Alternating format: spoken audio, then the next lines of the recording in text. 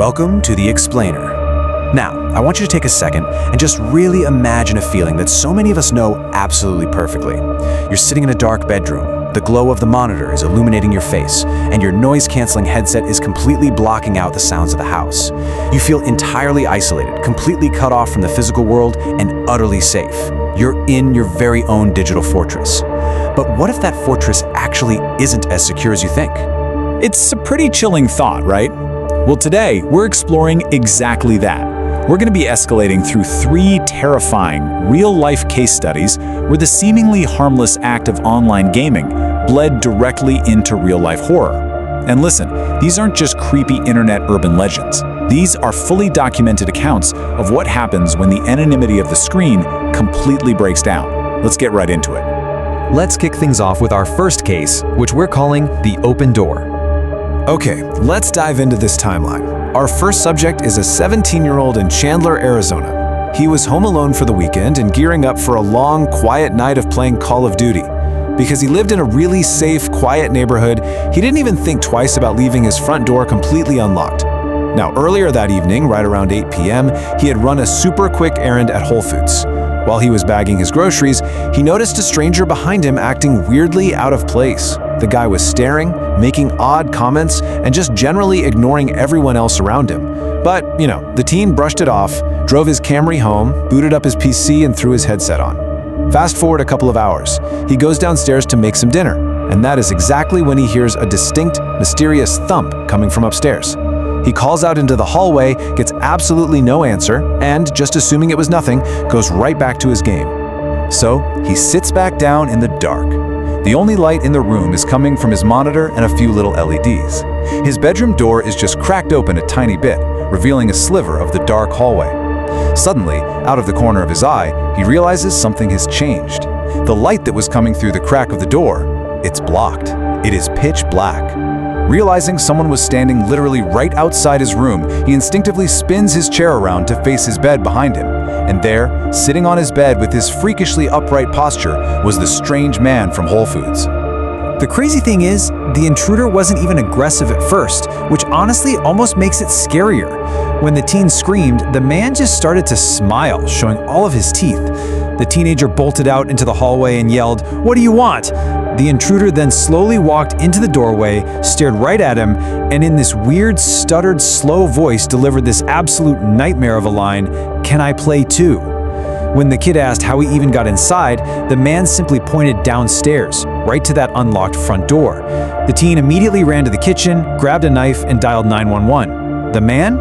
He just casually strolled right out the front door, leaving behind a seriously haunting lesson in physical security. That brings us to our second case. Let's talk about the catfish. For this one, we're escalating the threat level from a random crime of opportunity to premeditated deception. The year is 2010. A socially awkward 13-year-old boy was heavily invested in an MMO game called Ganu. Over the course of several weeks, he started building this false sense of intimacy with a higher-level player going by the username Medusa. Now, Medusa claimed to be a 15-year-old girl named Teresa. They shared personal details, flirted, and exchanged selfies through an iPod texting app. They even planned to finally meet up in person when the boy's parents went out of town to the Hamptons for the weekend. The vulnerable 13-year-old, actually thinking he was going to hang out with an older teenage girl, eagerly sent her his home address. Saturday night rolls around, he's totally alone in the house, and at 10 a.m., the doorbell rings. And guys, this brilliantly illustrates the terrifying disparity of the early internet. He practically sprints to the front door, expecting to see this cute 15-year-old from the photos. He leans in, looks through the peephole, and his entire world just crumbles. Because the person standing on his dark front porch is not a teenage girl. No, it is a short, older, bald, incredibly creepy-looking grown man. Just imagine the absolute ice-cold panic setting in as this kid stands completely frozen behind the door. The man steps right up to the peephole, looks directly into it, and says this, "Hey Joey, it's Medusa from GNU. I want to talk." Hearing a fully grown man use his online screen name directly through his physical front door, that sent the boy running away with his hands over his mouth in pure, unadulterated shock. The 13-year-old locks himself inside his bedroom, shuts off all the lights, and firmly grips the house phone. He cracks his window blinds just a fraction of an inch to look outside. The man is right there on the other side of the glass. He literally starts tapping on the bedroom window, trying to peer in. He's telling the terrified boy through the glass about how much of a connection they clearly have, just asking to be friends. The boy, panicking, immediately calls his older brother, basically begging him to rush home. Thank goodness the older brother and his friends actually arrived, and they immediately surrounded the creep outside. But you want to know the man's twisted defense? As he was literally being chased away to his car, he had the nerve to claim he was actually concerned for the boy's well-being. He claimed he was just trying to teach the kid not to invite strangers over from the internet, saying this was supposed to be a learning lesson. It was just a totally repulsive, fake excuse for a highly predatory deception that nearly ended in absolute disaster. Now we're moving on to our final and definitely most violent scenario. Case 3. The Sore Loser. This brings us to a frankly terrifying incident from May 2021. Here, the threat isn't just creeping around. It's an immediate, targeted physical attack stemming entirely from digital rage.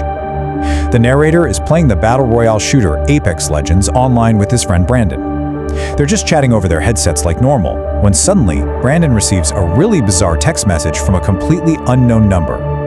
The text is incredibly simple, but horrifying. Look out the window. The narrator immediately looks out the multiple windows in his living room and spots a man standing outside in the dark, facing away from the house. A minute later, Brandon gets another text. That stranger outside had just taken a photo of the narrator standing there looking clueless out the window and sent it directly to Brandon's phone. Then, the digital barrier completely collapses. Brandon abruptly drops out of the Xbox party chat, which is highly unusual. Just a moment later, the narrator gets a brand new party invite from Brandon's account. He accepts it, assuming his friend just got disconnected, but it isn't his friend on the other end. A deep, totally unfamiliar man's voice comes through his headset, delivering an ultimatum: come outside right now or I will come in. Somehow, this intruder had hijacked his friend's account to deliver a live, personal threat directly into his ear. The narrator frantically looks back at the window. The intruder is now facing him, and the guy looks completely demented. Without using any tools or weapons, the man just begins furiously bashing the glass window with his bare hands. I mean, he's hitting it so hard and so repeatedly that the glass actually begins to splinter and crack. His hands are gushing blood all over the window pane, and his face is dark red with pure rage. Huge shards of glass start crashing onto the living room floor, opening a hole big enough for a person to crawl right through. Now, to make matters infinitely worse, just imagine the sheer panic of the logistics in this exact moment. The narrator grabs his cell phone to call the police, only to find the battery is sitting at exactly 1%. 1%. With the intruder literally climbing through the shattered window, he has to dial 911, hold the dying phone to his ear, and silently mouth the details of the attack so the maniac doesn't hear him. He ends up retreating upstairs, grabbing an old cordless phone, and locking himself in a bathroom while the man loudly stomps through the house looking for him. Thankfully, the police arrived within minutes and arrested the bloody intruder right out in the front yard. So why in the world did this happen? Well, the motive is actually the most terrifying part of all. The narrator later learned that just an hour or two earlier, he had killed this exact man in an Apex Legends match and engaged in some standard toxic trash talk over the mic. You know, normal gamer stuff. But in response, that defeated opponent tracked down his IP, doxed his physical home address, hijacked his friend's phone number to terrorize them, and then actually drove to his house to commit aggravated burglary. It perfectly illustrates how incredibly fast, literally in just an hour or two, a momentary digital conflict can mutate into extreme real-world violence. All right, so let's talk about real-world gaming safety. The crucial point here is figuring out how we actually protect ourselves when the threat level escalates from the screen straight to our front lawns. These stories aren't just to scare us, they're meant to teach us. So, first, and most simply, always lock your physical doors. It really doesn't matter how safe your neighborhood feels, do not give a quiet stalker an open invitation.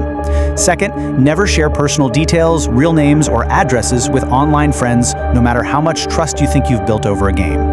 Third, protect your digital footprint. Seriously, use VPNs and robust privacy settings to prevent that kind of retaliatory doxing we just saw. And finally, be highly mindful of the culture of toxic trash talking. It might seem like a harmless joke to you in the moment, but you truly have absolutely no idea about the mental state of the person on the receiving end.